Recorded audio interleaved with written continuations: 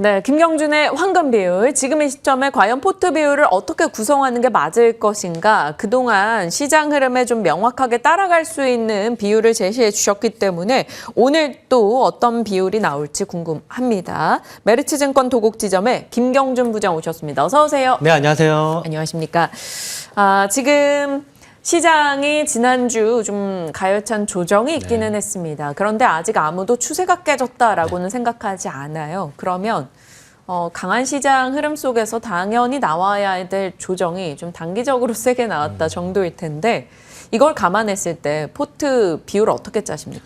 맨 앞단에 결국은 반도체가 반드시 있어야 되고 반도체에 대해서 제가 밑에서 많이 레버리지를 쓴 사람들이 많이 달려들었다 해가지고 그분들이 지금 익절을 조금은 고려를 하고 있다라고 말씀드렸지만 가장 앞단에는 여전히 내년도까지의 영업이익, 뭐 증가율이라든지 뭐 수출 데이터적인 측면에서 가장 많이 듬뿍 담아야 될 쪽이 여전히 유지해야 될 쪽은 반도체입니다. 그리고 그 반도체와 더불어 가지고 뭐 증권주를 넣어놨고 뭐 연말에는 은행이라든지 고배당 ETF까지도 요번에도 그 분리과세적인 부분이 25%로 이제 약간 논의가 되면서 그 부분에 있어가지고 앞단에는 금융주를 믹스해줘도 무방하다. 그리고 중간에는 제가 ETF, 내년 정책 대응 ETF를 준비해봤으면서 뒷단에 다시 한번 그거를 어느 ETF를 그 매수해 주시면 좋은지도 준비해왔습니다. 그리고 끝단에 조금 이제 이게 장이 위험해서라기보다는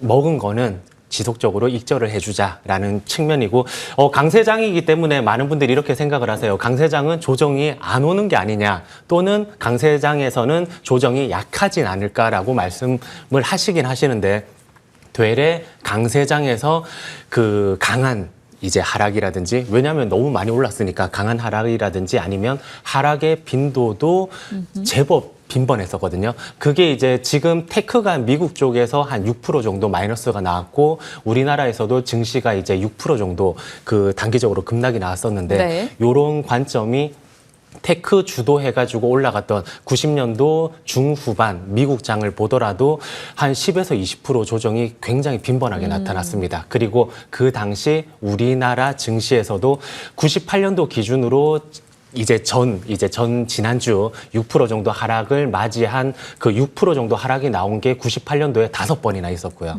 그리고 9년도 요쯤에서는 97, 8, 9년도에 한 7번 정도. 그래서 연간에도 5번에서 7번이 굉장히 이렇게 자주 나오는 빈도였었고 3조 호황이라고 불렸던 가장 증시가 가열차게 올라갔던 그 당시에서도 10% 정도 조정이 한 1년에 2번 이상씩 나왔던 구간이 있었습니다. 이렇게 됐을 때에는 결국 순간적으로 움찔움찔하면서 유동성 축소가 나오거든요. 그럴 때에 어떤 종목들을 봐야 되느냐? 제가 표로 준비해봤었는데 이제 잉여 현금 흐름이 증가하는 것. 그러면 지금 시장의 기준이 SK 하이닉스라고 말씀드렸기 때문에 SK 하이닉스보다 더 이제 잉여 현금 흐름의 증가가 내년도에 많은 퍼센트를 차지하는 종목. 그리고 앞단에서는 최소한 매출 증가와 순이익 증가가 두 자릿수는 되는 종목들로 제가 구성을 해봤고 이런 종목들은 그런 하락에서 조금 더 탄탄한 모습을 보일 것으로 예상됩니다. 네, 알겠습니다. 눈여겨보도록 하겠고요.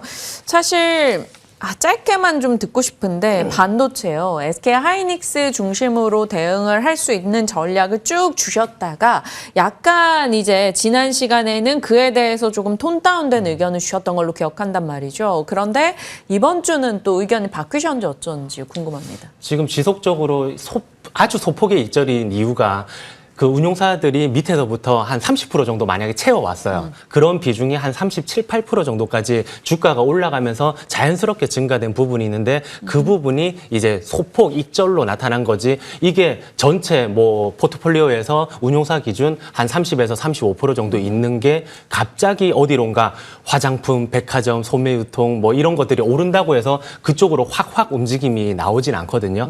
여전히 반도체 업종이 내년도 영업이익 기준으로 코스피는 한 15% 정도 전망치가 상향 조정됐지만 반도체는 53%나 증가가 됐고 미국 쪽에서도 역시나 테크가 이익에서 기여하는 바가 가장 높기 때문에 여전히 들고 계셔도 되신다. 하지만 딱 하나 이제 저희가 증시가 좋을 때 익절을 제가 말씀을 드리고 좋을 때 한 번쯤 생각해 봐야 되는 쪽이 있어요.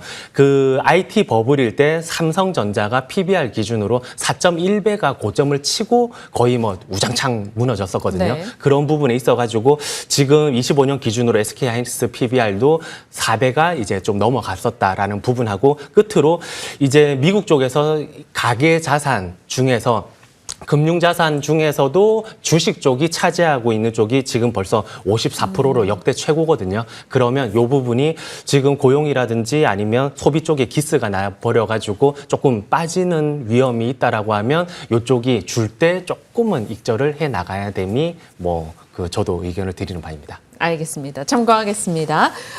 사실 많은 분들이 궁금하시는 게 그럴 거예요. 지금 이 시점에 종목을 픽하는 게 너무나 어렵기 때문에 앞서 황금 포트 비율에서 가운데 자리를 차지하고 있었던 ETF 전략, 어떤 ETF를 투자하면 좋을까? 이 질문들 다 하고 싶으셨을 것 같아요.